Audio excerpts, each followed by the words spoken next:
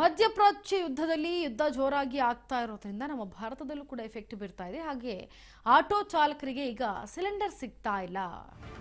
CNG no stock. ಈಗ ಚಾಲಕರು ಬದುಕು ಈಗ ಬೀದಿಗೆ ಬೀಳ್ತಾ ಇದೆ. ಮಧ್ಯಪ್ರಾಚ್ಯ ಯುದ್ಧ, ಆಟೋ ಸಿಲಿಂಡರ್ ಸಿಗ್ತಾ ಇಲ್ಲ. CNG no stock. ಚಾಲಕರ ಬದುಕು ಈಗ ಬೀದಿಗೆ ಬಿದ್ದಿದೆ. ನಿಂತಲ್ಲೇ ನಿಂತ ಆಟೋ ಚಾಲಕರ ಹೊಟ್ಟೆ ಮೇಲೆ ಹೊಡೆತ ಬೀಳ್ತಾ ಇದೆ. ಬದುಕಿನ ಆಧಾರ ಸ್ತಂಭವೇ ಈಗ ನಿಂತವ್ರೆ. ಯಾವ ರೀತಿ ಜೀವನ ಸಾಗಿಸೋದು ಅನ್ನೋದೇ ಯಕ್ಷ ಪ್ರಶ್ನೆ. ಬದುಕು ನಡೆಸೋದು ಹೇಗೆ? ಆಟೋ ಚಾಲಕರು ಈಗ ತಮ್ಮ ಅಳಲನ್ನ ತೋಡ್ಕೊಳ್ತಾ ಇದ್ದಾರೆ. ಆಟೋ ಚಾಲಕರು ಒಂದ್ ಕಡೆ ಕಿಚ್ಚನ್ನ ಕೂಡ ಹಚ್ತಾ ಇದ್ದಾರೆ. ಯಾಕೆ ಅಂತಂದ್ರೆ ಮಧ್ಯಪ್ರಾಚ್ಯದಲ್ಲಿ ಯುದ್ಧ ನಡೀತಾ ಇರೋ ಕಾರಣ ಒಂದಾದ್ರೆ, ಇತ್ತ ನಮ್ಮ ಭಾರತದಲ್ಲಿ ಆಟೋ ಸಿಲಿಂಡರ್ ಸಿಗ್ತಾ ಇಲ್ಲ ಅಂತಂದ್ರೆ ದಿನನಿತ್ಯ ತಾನು ದುಡಿದು ತಾನು ತಿನ್ನುವಂತಹ ಈ ಒಂದು ಆಟೋ ರಿಕ್ಷಿಗರು ಯಾವ ರೀತಿಯಾಗಿ ಜೀವನವನ್ನ ನಡೆಸಬೇಕು ನೋಡಿ. ಗಮನಿಸ್ತಾ ಇದ್ದೀರಾ ದೃಶ್ಯಾವಳಿಗಳಲ್ಲಿ ಎಷ್ಟು ಕಿಲೋಮೀಟರ್ ಗಟ್ಟಲೆಗಳ ದೂರಕ್ಕೆ ಈಗ LPG ಗ್ಯಾಸ್ ಅನ್ನ ಹಾಕೋಬೇಕು ಅಂತ ಹೇಳಿ ಆಟೋಗಳು ನಿಂತಿರೋದನ್ನ ಗಮನಿಸ್ತಾ ಇದ್ದೀರಾ ದೃಶ್ಯಾವಳಿಗಳಲ್ಲಿ. ಮಧ್ಯಪ್ರಾಚ್ಯ ಯುದ್ಧದಿಂದಾಗಿ ಈಗ CNG ನೋ ಸ್ಟಾಕ್ ಆಗಿರೋದ್ರಿಂದ ಚಾಲಕರು ಯಾವ ರೀತಿಯಾಗಿ ಬದುಕಬೇಕು. ನಾಗರಬಾವಿಯಲ್ಲಿ ಕಿಲೋಮೀಟರ್ ಗಟ್ಟಲೆ ಆಟೋಗಳು ಉದ್ದಕ್ಕೂ ಕ್ಯೂ ನಿಂತಿರೋದು. ಭಾರತ್ ಬಂಕ್ ಬಳಿ ಈಗ ಆಟೋಗಳು ಸಾಲುಗಟ್ಟಿ ನಿಂತಿವೆ. ಬೆಳಗಿನ ಜಾವ 3 ಗಂಟೆಯಿಂದಲೇ ಚಾಲಕರು ಗ್ಯಾಸ್ಗಾಗಿ ಕ್ಯೂ ನಿಂತಿದ್ದಾರೆ. CNG ಪೂರೈಕೆ ಇಲ್ಲದೆ ಆಟೋ ಚಾಲಕರು ಪರದಾಡ್ತಾ ಇದ್ದಾರೆ. ಮಲ್ಲತ್ತಹಳ್ಳಿ ಮತ್ತೆ ಪಾಪರೆಡ್ಡಿ ಪಾಳ್ಯದವರೆಗೂ ಕೂಡ ನಿಂತಿವೆ ಆಟೋಗಳು.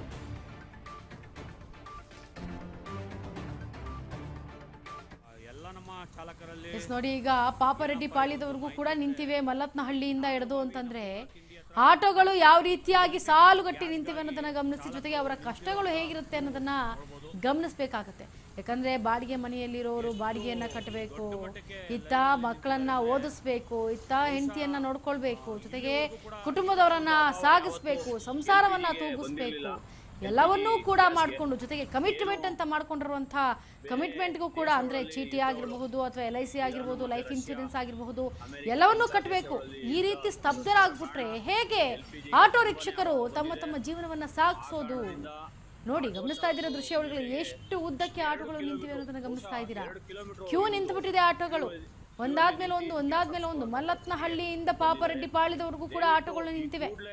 ಬೆಳಗಿನ ಜಾವ 3 ಗಂಟೆಯಿಂದ ಕೂಡ ಚಾಲಕರು ನಿದ್ದೆಯನ್ನೆಲ್ಲ ಬಿಟ್ಟು ತಮ್ಮ ತಮ್ಮ ಕೆಲಸವನ್ನೆಲ್ಲ ಬಿಟ್ಟು ಗ್ಯಾಸ್ಗಾಗಿ ಕ್ಯೂ ನಿಂತಿದ್ದಾರೆ. CNG ಪೂರೈಕೆ ಇಲ್ಲದೆ ಕಾರಣ ಆಟೋ ಚಾಲಕರು ಈಗ ಪರದಾಡುವಂತಹ ಪರಿಸ್ಥಿತಿ ಬಂದೊದಗಿದೆ.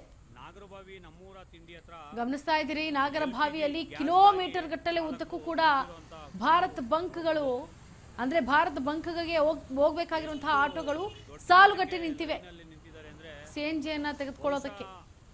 ಎಷ್ಟರ ಮಟ್ಟಿಗೆ CNG ಸಿಗ್ತಾ ಇದೆಯೋ ಅಲ್ವೋ ಗೊತ್ತಿಲ್ಲ, ಆದ್ರೆ ಬೆಳಗಿನ ಜಾವ 3 ಗಂಟೆಯಿಂದಲೂ ಕೂಡ ಕಾಯ್ಕೊಂಡು ನಿಂತಿದ್ದಾರೆ ಆಟೋ ಚಾಲಕರು. ಅಂದ್ರೆ ಗಮನಿಸಿ, ನಿದ್ದೆಯನ್ನು ಕೂಡ ಮಾಡೋದು ಬಿಟ್ಟು ಅವ್ರಿಗೆ ನಿದ್ದೆಯೇ ಬರ್ತಾ ಇಲ್ಲ. ಯಾಕೆ ಬರುತ್ತೆ ಹೇಳಿ? ಇಷ್ಟೆಲ್ಲ ಕಷ್ಟ ಇರೋರಿಗೆ ನಿದ್ದೆ ಎಲ್ಲಿಂದ ಬರುತ್ತೆ? ಮನುಷ್ಯನಿಗೆ ನೆಮ್ಮದಿ ಒಂದು ಇದ್ರೆ ಏನು ಬೇಕಾದರೂ ಸಾಧನೆ ಮಾಡ್ಬೋದಂತೆ. ನೆಮ್ಮದಿ ಇಲ್ಲ ಅಂತಂದ್ರೆ ಬಹುಮುಖ್ಯವಾಗಿ ಆಟೋ ಚಾಲಕರಿಗೆ ಈ ರೀತಿ ದುರಂತಗಳು ಸಂಭವಿಸ್ತಾ ಇದೆ ಅಂತಂದ್ರೆ, ಅವರ ಲೈಫಲ್ಲಿ ಈ ರೀತಿ ಅಭಾವ ಉಂಟಾಗ್ತಾ ಇದೆ ಅಂತಂದ್ರೆ ಅವ್ರು ಹೇಗೆ ಜೀವನವನ್ನ ಸಂಸಾರವನ್ನ ತೂಗಿಸ್ತಾರೆ ಅನ್ನೋದನ್ನೇ ನಾವು ಗಮನಿಸಬೇಕಾಗತ್ತೆ. ಆಟೋ ಗ್ಯಾಸ್ ಪ್ರೈಸಸ್ನ ಕೂಡ ನಾವು ಗಮನಿಸಬಹುದು ಯಾವ ರೀತಿಯಾಗಿರುತ್ತೆ ಅಂತ. ಕಳೆದ ಕೆಲವು ದಿನಗಳ ಹಿಂದೆ 30ರವರೆಗೆ ಹೈಕನ್ನು ಮಾಡಲಾಗಿತ್ತು, 30 ರೂಪಾಯಿವರೆಗೆ ಹೈಕ್ ಮಾಡಲಾಗಿತ್ತು.